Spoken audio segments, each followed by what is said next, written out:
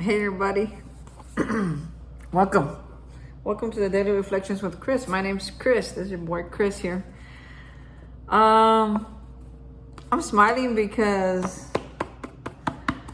today's reading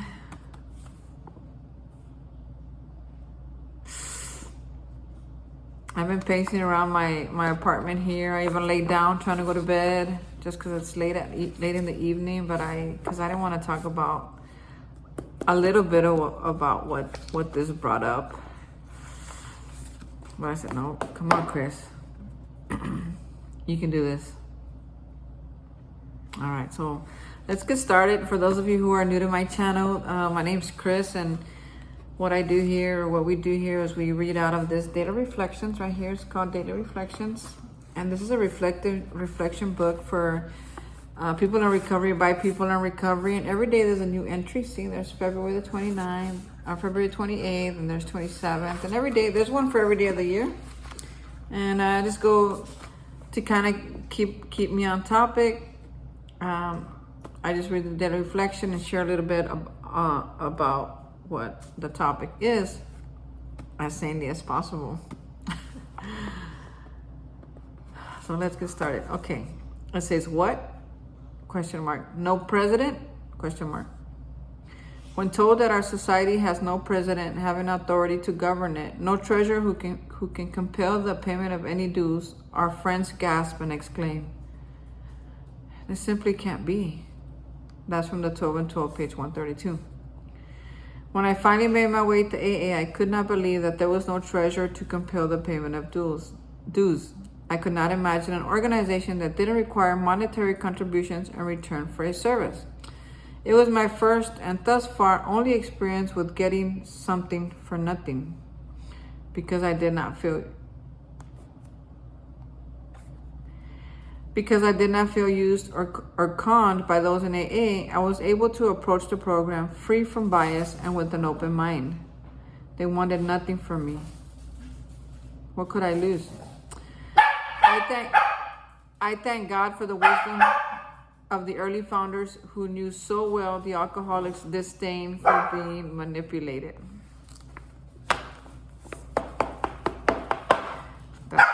That's the part that's hitting home right now for me. Of all the stuff that I read, that's the part that I'm like, no, I'm not going to talk about that. I don't want to talk about that. The alcoholic's disdain for being manipulated.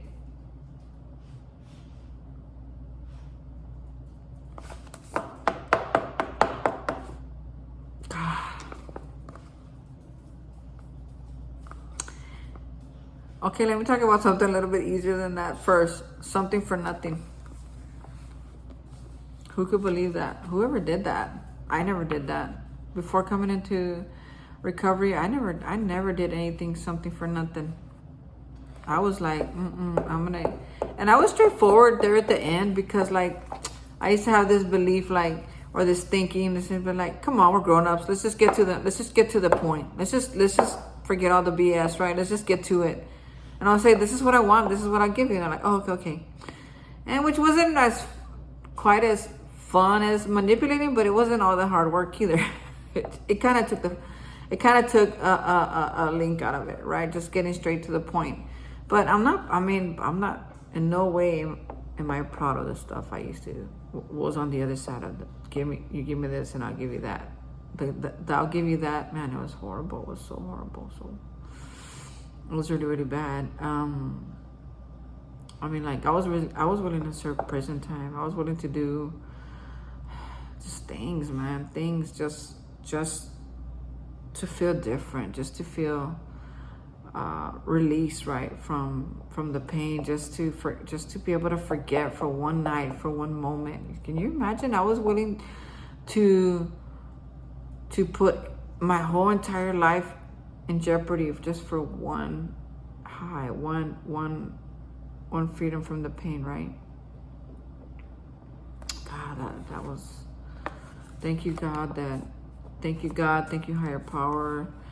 That man, today, while I still get caught up in it, I don't do it as easily. Like, I do not do it intentionally. And I think that's why the part that says right here, the alcoholic's disdain for being manipulated, it hit hard with me because, you know, having this rough week, this rough patch of me just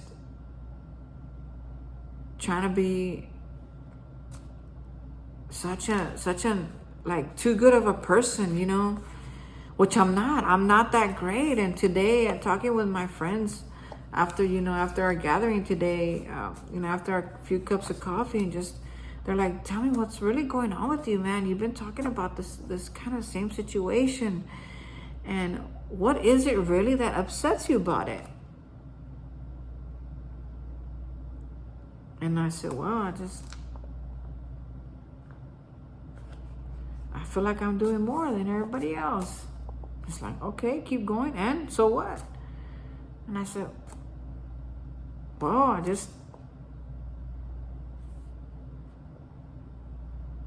I get tired. I get tired too. I'm not perfect, right? So they gave me, I'm not a superhero. I mean, I'm a human. I can only take so much, and then I get upset and I say things that I shouldn't say. And they said, well, Chris, we're gonna talk to you about that a little bit.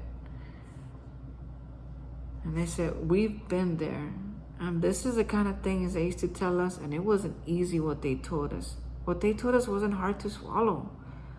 But they made us think about things, and I went from job to job to job, and they said, and I, you know, I changed a little, but I wouldn't change for certain. I had to get to know myself so that when I go out there, I know how to work myself, because I'm not that great of a person.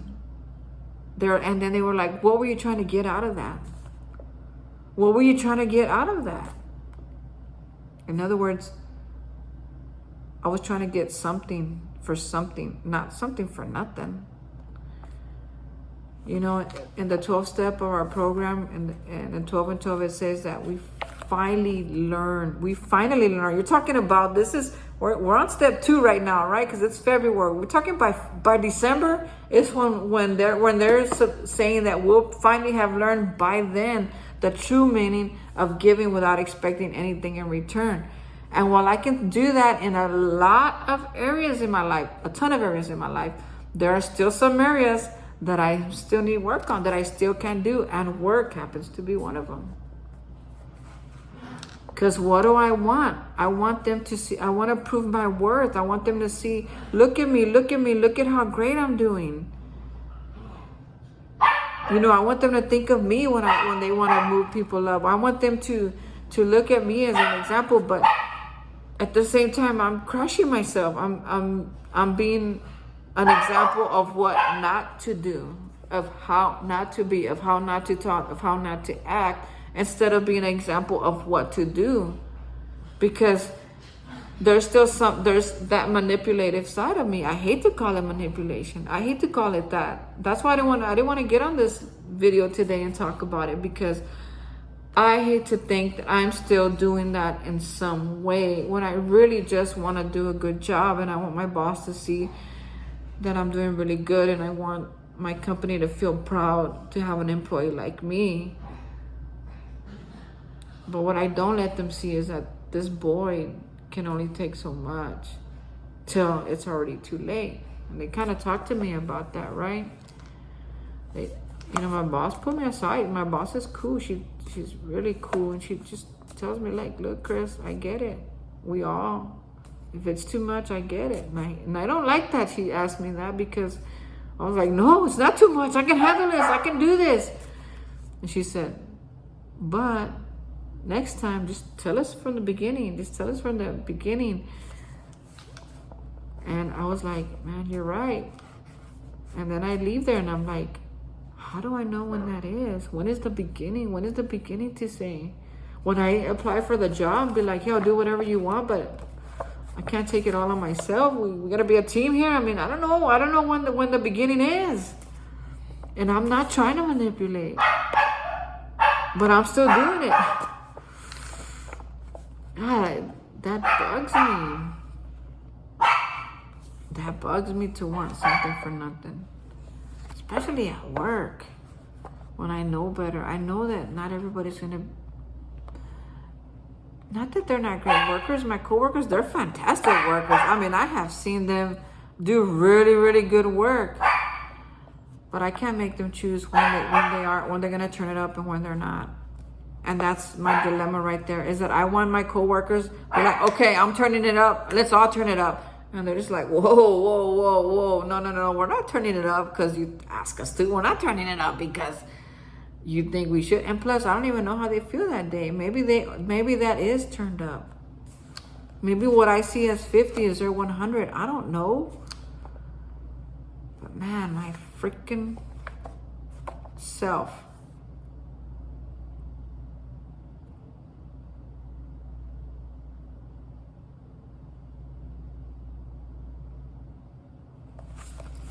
Still working on it. That's all. I'm not gonna beat myself up about it no more. I've been doing that all week. But man, I realized some things. And today I think what my friends were talking to me about at the meeting, I think there was an exclamation point, like, it's done. Now move forward. Okay. This is what we learn. Apply it if you like. Take it into consideration next time. I just like, man, I'm very competitive, and I like being a hot shot. I like being number one. Something about it, it's just so exciting to me to be number one. But at the same time, it gets me into a lot of trouble. My mouth is just like, it's really, I mean, like,